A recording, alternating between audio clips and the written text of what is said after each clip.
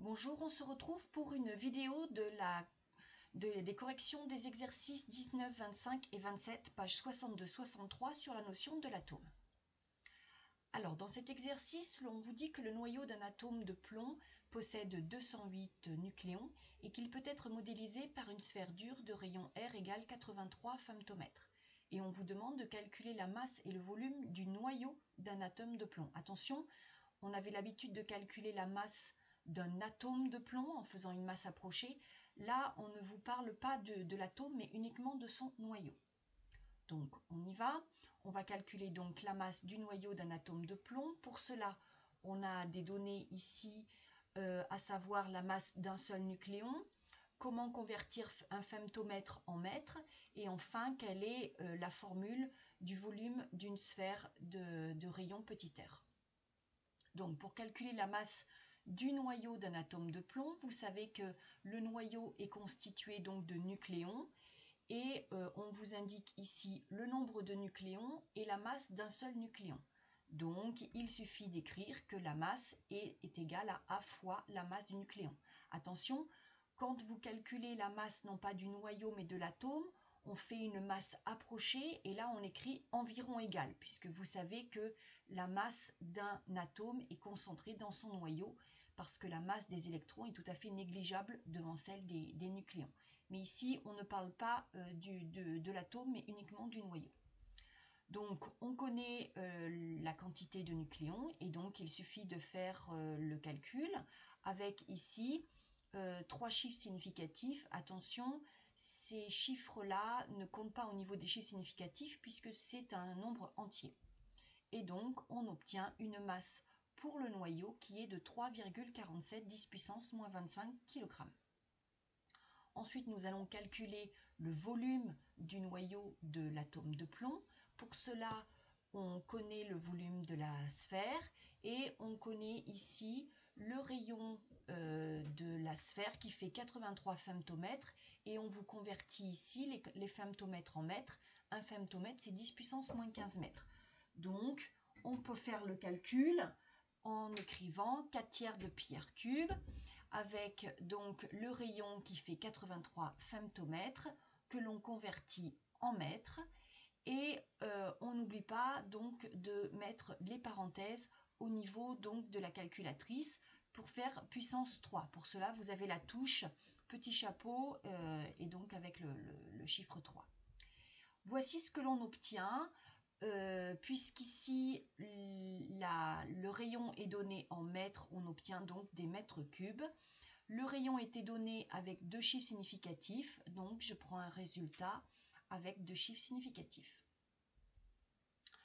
À présent, on vous demande dans la seconde question de calculer la masse volumique ρ du noyau de plomb et de la comparer à celle de l'espèce chimique correspondante, puisqu'on vous la donne ici. Donc la masse volumique du noyau de plomb, c'est donc par définition la masse du noyau divisée par le volume du noyau. Or la masse du noyau, c'est ce que nous avons calculé précédemment, et le volume du noyau également. Donc il suffit de faire le rapport et on obtient 1,4 fois 10 puissance 14 kg par mètre cube. Et donc, on trouve une valeur qui est beaucoup plus importante que celle de la masse volumique de l'espèce chimique et non pas uniquement du noyau.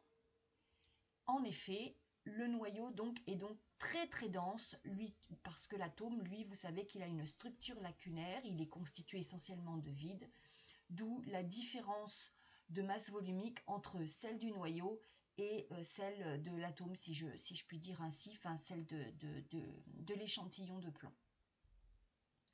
On passe à l'exercice numéro 25, sur lequel on va travailler sur l'ion calcium. Alors on vous dit que les ions calcium, on vous donne ici la formule Ca2+, sont présents dans de nombreux composés, et on vous donne dans le désordre le nombre de protons, de neutrons et d'électrons, à savoir 24, 18 et 20, et on vous demande de savoir à quoi correspond ce 24, ce 18 et ce 20, puisque c'est dans le désordre, et d'écrire l'écriture conventionnelle du noyau de l'ion calcium.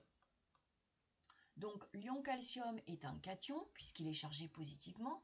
Il est donc issu de l'atome de calcium qui a perdu 2 électrons. Et donc s'il a perdu 2 électrons, ça veut dire qu'il a 2 protons de plus que d'électrons. Donc déjà au niveau des chiffres, eh bien il faut regarder quels sont les chiffres où il y a un écart de 2. Et donc on voit ici qu'entre 18 et 20, il y a une différence de 2. Ça veut dire que donc 18 correspond au nombre d'électrons et 20 correspond au nombre de protons. Alors, donc en regardant donc ces chiffres-là, eh bien, du coup, le dernier chiffre 24 correspond au nombre de neutrons par élimination.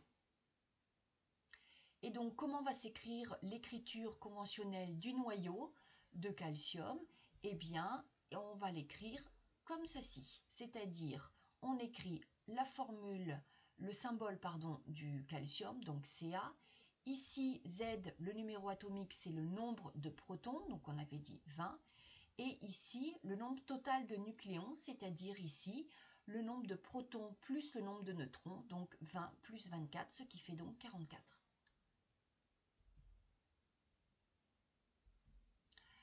Et on termine avec le numéro 27. Alors, on vous dit que le diamant est un cristal constitué uniquement d'atomes de carbone. On considère que ces atomes de carbone sont tous des atomes de carbone de l'isotope 12, donc A égale 12 nucléons. Et on vous dit qu'il faut traiter en moyenne 20 tonnes de minerai pour extraire 1 gramme de diamant, c'est-à-dire 5 carats. Le diamant coûte cher, un diamant de 1,1 carat peut être vendu à 15 000 € et on vous demande donc combien coûte un seul atome de diamant. Vous avez une donnée, celle de la masse d'un nucléon. Alors, le carat représente donc une masse de diamant, puisque on vous dit que 1 gramme correspond à 5 carats. Et donc, puisque 1 gramme correspond à 5 carats, on va regarder, eh bien 1,1 carat, à combien de grammes cela correspond. Donc, il suffit de faire une proportionnalité et on trouve donc que 1,1 carat correspond à 0,22 grammes de diamant. Donc, ça veut dire que 0,22 grammes de diamant coûte 15 000 €. Alors, combien y a-t-il d'atomes de carbone dans 0,22 grammes de diamant? Eh bien, il va falloir commencer par calculer la masse d'un seul atome de carbone. Pour cela, on utilise la masse approchée d'un atome qui est égale à A fois la masse d'un nucléon, A étant le nombre total de nucléons. Donc ici, le A, on nous le donne, et la masse de nucléons, on nous le donne également. Donc, ce qui nous fait une masse de 2 10 puissance moins 26 kg avec donc 3 chiffres significatifs. Ça, c'est pour la masse d'un seul atome de carbone, le carbone qui constitue le diamant. Donc, je reporte ici la masse d'un atome de carbone. Et on va donc déterminer le nombre d'atomes de carbone dans 0,22 g de diamant. On connaît la masse d'un atome et on connaît la masse totale. Il suffit donc de trouver, pour trouver le nombre d'atomes, de faire le rapport entre la masse totale de diamant, c'est-à-dire la masse totale de carbone ici, et la masse d'un seul atome de carbone. Attention, ces deux masses doivent être exprimées dans la même unité. Nous les exprimerons donc en kilogrammes. Donc, je n'oublie pas de convertir les 22 grammes en kilogrammes, d'où le 10 puissance moins 3, et je divise par la masse d'un seul atome, et je trouve 1,1 fois 10 puissance 22 atomes de carbone dans 0,22 grammes de diamant. Donc, puisque je connais le coût pour 0,22 grammes de diamant, et bien le coût pour un diamant, il suffit de faire le rapport et donc on trouve 1,4 fois 10 puissance moins 18 €. Donc 15 000 € divisé par le nombre total de diamants. Donc j'aurai ainsi la masse, le prix d'un seul diamant. Voilà. C'est terminé, j'espère que vous avez bien compris. N'hésitez pas à noter vos questions sur un papier pour pouvoir me les poser à la prochaine séance. À bientôt!